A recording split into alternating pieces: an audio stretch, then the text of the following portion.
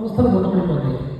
కాబట్టి తన యొక్క ప్రయత్నాన్ని నమోదు చేసినటువంటివి మాత్రమే నిలుస్తాయి. అందుకని వేదం చెప్తోంది అక్షయర్మాలీయ, ఈ గమలతో నువ్వు చేసేటటువంటి ఆట మీద ఎట్టుపెట్టు. కృషి కృషస్వ, నీ చేతితో ఏదైతే కృషి చేయగలవో, ఏదైతే వ్యవసాయం చేయగలవో ఆ పని వచ్చి విత్తే రమస్వ బహుమన్యమన, దాంట్లో నీకు 10 రూపాయలు వచ్చినా నష్టం లేదు. నువ్వు 1000 రూపాయలు కష్టపడదు, ఆ 10 రూపాయలు నిలుస్తుంది, స్థిరంగా నీ దగ్గరే ఉంటుంది. అలా కష్టపడి సంపాదించినటువంటి డబ్బు నీకు ఎప్పుడు కూడా శరీరంలో పుష్టిని కలిగిస్తుంది. లేదంటే బరువుకి వాపుకి తేడా ఉంటుంది. మనకి అన్యాయంగా వచ్చింది వాపు, కష్టపడి వచ్చింది బరువు. ఆ బలం ఎప్పుడు కూడా ఉంటుందన్నమాట. కాబట్టి విత్తే రమస్వ బహుమన్యమన, దాన్నే గౌరవించండి. ఇందాక నేను చెప్పాడు చూడండి, 10 రూపాయలు పెడితే స్వామిజీ చాలా సంతోషపడ్డారు. ఎందుకంటే అతని కష్టార్జితంతో న్యాయంగా అతను సంపాదించి మనకి ఒక సమర్పణ భావంతో ఇచ్చాడు. కాబట్టి అటువంటి దానికి నువ్వు ఎక్కువ విలువి బహుమన్యమన అని కృషిని ఎప్పుడు కూడా నేను ప్రోత్సహించింది అనమాట. అదే స్వామిజీ మనకి ఎప్పుడు చెప్తూ ఉంటారు. వేదం యొక్క సిద్ధాంతాలని స్వామిజీ మనకి తేలిక మాటలో తేటతనంగా చెప్తూ ఉంటారు అనమాట. సరే, ఇంటికి కథలకు వచ్చేటప్పటికి దాసీపుత్రుడంటే కుటుంబంలో కర్తవ్య పాలనని విముఖంగా ఉంటే అసమర్థులున్నారు.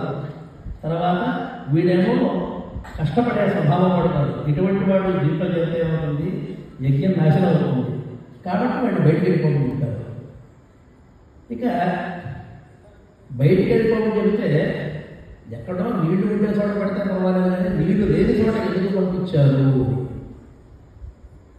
ఎప్పుడైనా నీకు కష్టమైనటువంటి ఒక పని అప్పచెప్పారు అంటే నిన్ను నువ్వు నిరూపించుకునేటటువంటి అవసరం అన్నమాట.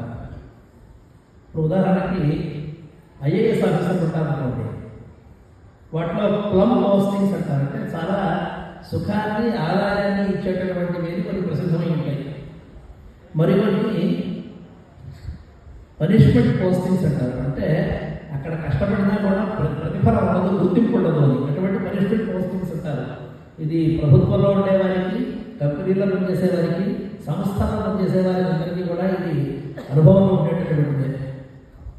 గుర్తింపు ఉండదు, ఆదాయం ఉండదు, తృప్తి ఉండదు అని వాటికి ప్రసిద్ధం అన్నమాట. అటువంటి పనులు సరే వీటిని తీసుకొచ్చి ఏం చేశారు, ఈ కవచోడు తీసుకొచ్చి అడబడి చూడబడేశారు.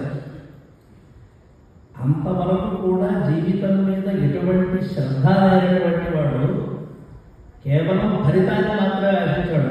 ఆ సత్రయాగంలో ఆరోగ్యం తీసుకున్నాను అని లోపలికి వెళ్ళిపోయాడు. అంటే యోగ్యత ఇక్కడ కావాలని ఆలోచన లేదు వాడికి. ఆ ఆలోచన వాడికి ఎప్పుడు వచ్చింది అంటే ఇక తనకి ఇంకేమీ లభించదు అని తెలిసింది. ఎందుకంటే తెలుగులో సాగపడి దగ్గర సాగు పెడితే కానీ రంధనాన్ని జరగదు సాగ తెలుసా, సాగుకు పెడితే కానీ రంధనాన్ని జరగదు. ఎవడో ఉన్నట్ట అదే కాస్త తిండి తగ్గిస్తారా అని అంట. పర్లేదు చెప్తూనే ఉంటారు, మనం తింటూనే ఉన్నాడు. ఇంకా లాభం లేదు, వీడి తిండి తగ్గించకపోతే వీడికి ప్రాణాపాయం వస్తుంది అనుకున్నారు. అందుకని రోజు డాక్టర్ గారు చెప్పారట, నువ్వు ఇక మీద ఇలా తిన్నట్టయితే 4 రోజులు చచ్చిపోతావు అని చెప్పాడు. అప్పుడు వాడికి ఇంకా సాగుకు పెడితే ఇక వాడికి సరే బాబు లంఘనం అంటే దాటడం అన్నమాట. అంటే ఒక పూట భోజనం మానేస్తాను అని.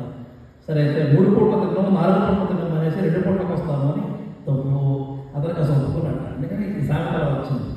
అలాగే వీడు కూడా ఎటువంటి అనుష్ఠానాలు లేవు, ఏ పని చేయడు, కానీ వాడికి మంచి హోదా కావాలని కోరుకుంది. ఎప్పుడైతే వీడికి తీసుకెళ్ళి నీరు దొరకనటువంటి మరుభూమిలో పడేశారో అప్పుడు వీడికి ప్రాణభయం పట్టుకుంది. ఎలాగైనా సరే కృతకృత్యుడి కావాలి అనేటటువంటి ఆలోచన వచ్చిందట.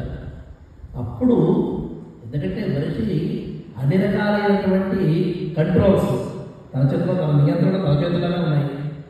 స్వామిజీ ఎప్పుడు చెప్తారు కదా, ఒకే కర్మ చేసినట్టయితే నువ్వు ఇరుక్కుపోతావు, అదే కర్మని మరో ఉద్దేశంతో చేసినట్టయితే నువ్వు బయటపడతావు అని ఉదాహరణగా ఒక తాళంచెవి ఉదాహరణ చెప్తూ ఉంటారు స్వామిజీ.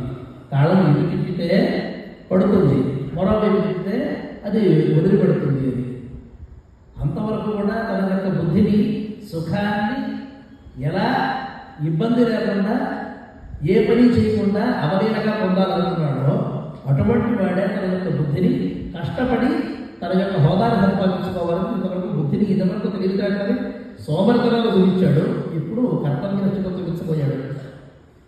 హృదయే వక్ర బ్రహ్మాణే గాతురేతు అని చెప్పి అక్కడి నుంచి తన యొక్క ఉపాసన మొదలెట్టినట్టయితే అప్పుడు అబ్దేవతలందరూ కూడా ఇతని యొక్క మంత్రనిష్టని, ఇతని యొక్క చిత్తశుద్ధిని చూసి ఇతడు మారాడు అనుకుని ఆ తర్వాత సరస్వతి నది ద్వారా తన యొక్క ప్రవాహాన్ని వారు మొత్తం పూర్తిగా మలుపు తిప్పారు అని కథలో కావాలన్నమాట. ఎందుకు ఈ కథ చెప్తున్నాము అంటే, నీకు ఎప్పుడైనా సరే కష్టపడేటటువంటి ఒక విధి, ఒక పని అప్పచెప్పినట్టయితే వాటిలో నీ యొక్క సత్తాన్ని చూపించి ఆత్మతృప్తి పడు. పక్కవారి యొక్క గుర్తింపు కోసం కాదు, నీ తృప్తిని ఎవ్వరు కూడా కాదనలేదు.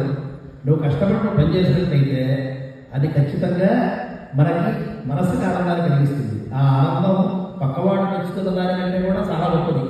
పక్కవాడు మనసారి నిర్లక్ష్యంతో చెప్పచ్చు, లేదా నిర్లక్ష్యంతో చెప్పచ్చు, లేదా చూడకపోవడం వల్ల చెప్పచ్చు, వాడు సరిగ్గా చెప్పకపోవచ్చు, ఇంకోటికి సిఫారసు చేయకపోవచ్చు. కానీ ఈ ఆత్మతృప్తిని ఎవరూ కాదన్నారు. ఆ ఆత్మతృప్తిని ఎప్పుడు కలుగుతుందో అప్పుడు స్వామిజీ సంతోషిస్తారు. ఆయనకి ఎలా తెలుస్తుంది? మరి అంతర్యామి అయినా కదా, అంతర్యామి ఇంకెవరికి తెలుస్తుంది? గురువు దగ్గర మనం పనిచేసినందుకు మనకి కలిగే ప్రతిఫలం ఏమిటి? ఏవైనా మీకు ఈరోజు ఛార్జీలు కూడా ఇవ్వలేదు కదా, రావడానికి ఛార్జీలు ఇచ్చారా? ఇవ్వాలా? పోనీ టికెట్స్ అయితే చేయించి పెట్టారా? అది చేయించి పెట్టారా? పోనీ మీరు కూర్చోడానికి ఆసనాలు ఇచ్చారా? అది ఇవ్వాలి. అన్నీ మనమే నచ్చుకున్నాం. గురువు దగ్గర మనకు రావడం ఏంటి ప్రయోజనం? ఆత్మతృప్తి. ఆ ఆత్మతృప్తి కోసమే కదా మన దగ్గరికి వచ్చింది. ఇంతకంటే ఇంకేం బాగుపడాలని వస్తాం? ఆ తృప్తి కలిగితే ఇంకా మనం ఎక్కడ ఉన్నా ఉంటాయి, ఎక్కడ లేకపోయినా ఉంటాయి. ఆ సంతోషం పొందే మనం చెప్పులు స్టాండ్ అయినా అదే సంతోషంతో పనిచేస్తాం, విస్తారమైనా అదే సంతోషంతో ఎక్కుతాం, అక్కడ భక్తులతో తిట్లు కూడా అలాగే తింటాం, అయినా బాధపడం. ఎందుకంటే మనం ఒక ఉత్తమమైన పని చేస్తున్నాం, తృప్తి కోసం మనం పనిచేస్తున్నాం. ఆ తృప్తే మనకు నడిపిస్తుంది. మనం ఎంతసేపు కూడా మనం ఎన్ని పనులు చేసినా కూడా ఇతరులకు ఎక్కువ ఉన్నా లేకపోయినా ఇది నేను చేస్తున్నటువంటి ఈ పని ద్వారా నా సద్గురువు సంతోషించుగాక అనేటటువంటి ఒక్క కోరిక చాలు మనకి.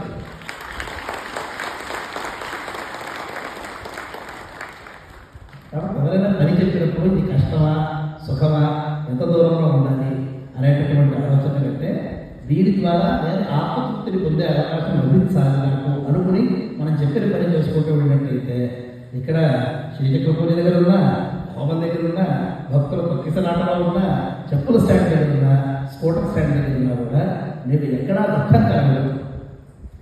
ఈ కథలో మరికొన్ని విశేషాలు కూడా మనం గమనించాలి. అంటే ఆనుషంగిక అన్నమాట. ఇది ప్రధానమైనటువంటి పాఠం అయిపోయింది. ఇక మిగిలిన పాఠాలు ఏంటి అంటే, ఒకవేళ అలోపిక విధంగా ఉండి వాడు మారినప్పుడు వాడు మారాడు అనేటటువంటి విషయాన్ని మనం అందరూ కూడా గుర్తుంచుకోవాలి. వాడికి సముచితమైనటువంటి స్థానాన్ని అభివృద్ధాలి. ఇతడు మారాడు, ఇతడి యొక్క శక్తి చక్కగా వృద్ధికి వచ్చింది. ఆ విషయాన్ని తెలిసినటువంటి భృగుగణంలో అంగిరాజ మహర్షులందరూ కూడా వాడిని వెళ్ళి ఆ అవసరాన్ని పిలిచారు. వాడిని రావజనులు ఇందాక మొదలైనటువంటి ఆ మంత్రాన్ని ఇప్పుడు స్వాధించాము, ఇప్పుడు చెప్పుకోని అపాన్నప అనేటటువంటి ఒక దేవతని స్తుతించమని చెప్పారు. అపాన్నపాదాఖ్యస్థాత్ ఉపస్థం జింహానామూర్ధ విద్యుతం వసాస్య జ్యేష్ఠం మహిళాం భవంతి హిరణ్యవర్ణ పరిగణిగతి. అపాన్నపాదంటే నీళ్ళని కూడా రక్షించేటటువంటి ఏ దేవత అయితే ఉన్నదో ఆ దేవత యొక్క మహిమతో మీరందరూ కూడా నా దగ్గరికి రండి అని అబ్దేవతను ప్రార్థించాడు. ఎందుకంటే మనకి ఈరోజు నీళ్ళని ఎక్కడ చూసినా కూడా మనకు ఒక రకమైనటువంటి ప్రదూషితం అంటే పొల్యూటెడ్ అటువంటి నీళ్లు కనిపిస్తున్నాయి. ఇది ఎప్పటి నుంచో వస్తున్న సమస్య ఇది. ఎందుకంటే మనుషులు తమ యొక్క కష్మలాన్ని మరిదాన్ని కూడా నీళ్ళలో వస్తూ ఉంటారు. మన యొక్క పని ఏంటి అంటే ఆ కష్మలాన్ని కూడా దూరం చేయడమే మన యొక్క పని.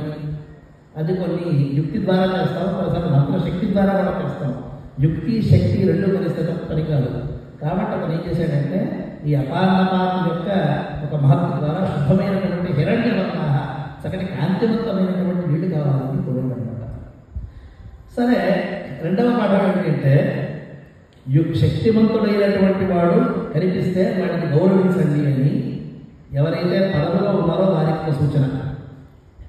రెండవ సూచన ఏంటంటే ఎవరైతే ఇంతవరకు కూడా మనల్ని గుర్తించలేదో వాళ్ళని పిలిచారనుకోండి, అప్పుడు మనం బెట్టు చేస్తూ కూర్చోకూడదు. ఓహో ఇప్పుడు నేను పనికిరాలేదు కదా, ఇప్పుడు నేను పనికొచ్చానమాట, ఇప్పుడు నాకు తడాఖా చూపిస్తానని చెప్పి అప్పుడు ప్రతీకారంలో మనం ఉండకూడదు. మనమందరం కూడా ఒక కామన్ గుడ్, ఒక సముదాయంలో ఒక మంచి పని చేయడం కోసం ప్రయత్నం చేస్తున్నాం.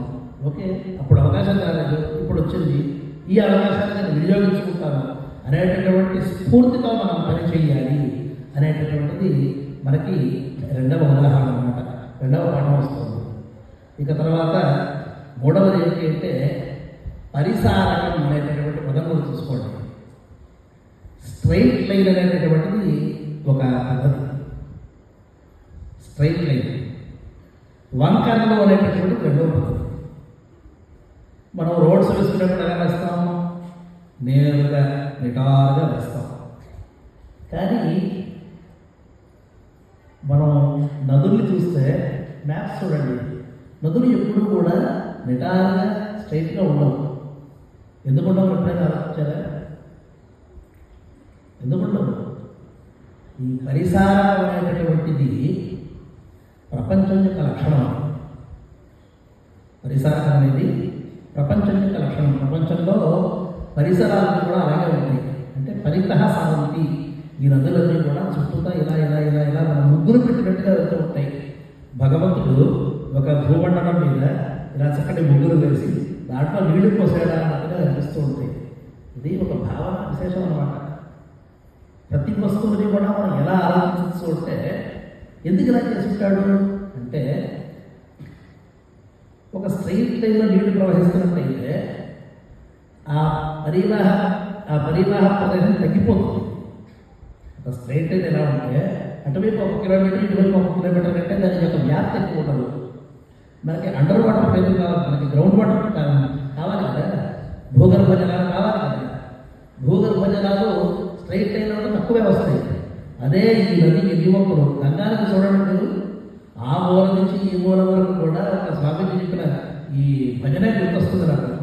దాంట్లో మొత్తం పూర్తిగా ఎన్ని వంపులు తిరుగుతూ, ఎన్ని వయ్యారాలు వరుగుతూ ఆ నది ప్రవహిస్తోంది అని చెప్తూ ఉంటారు. కాబట్టి అన్ని వంపులు తిరగడం వల్ల మొత్తం పూర్తిగా భూమంతా కూడా మనకి సస్యశ్యామలం అవుతుంది, సమృద్ధం అవుతుంది.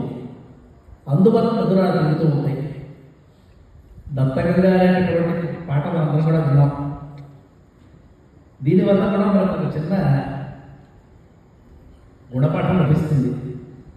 అనేకసార్లు స్వామిజీ తను చేయవలసిన పనుల కంటే కూడా కాస్త అతిరిక్తం, అంటే ఎక్స్ట్రా అనిపించేటటువంటి పనులు చేస్తూ ఉంటారు. ఉన్నటువంటి రూట్లు మార్చేస్తారు, ఉన్నటువంటి సమయాన్ని మార్చేస్తూ ఉంటారు. ఇంతవరకు అనుకున్న కార్యక్రమం 2 గంటల తర్వాత జరుగుతుందని చెప్తారు. 1 గంటకి లోపలికి వెళ్ళాల్సిన వాళ్ళు 2 దినాలు 3 దినాలు లోపలికి వెళ్ళరు, ఉన్నటువంటి బయటకు వస్తూ ఉంటారు. ఎందుకు ఇలా జరుగుతుంది అంటే, ఇందాక నేను పరిసరాన్ని చెప్పే చూడండి, ఒక నది ఇలా ప్రవహించేటటువంటిది 15 వంకరలు పెరగడం ద్వారా ఇంకా 15 అతిరిక్తంగా అదనపు కిలోమీటర్లు, చదరపు కిలోమీటర్ల పాటు తన యొక్క వ్యాప్తిని పెంచడం ద్వారా అనేక జీవులకి అనుగ్రహాన్ని కలిగిస్తోంది. తద్వారా అవన్నీ కూడా జీవిస్తున్నాయి.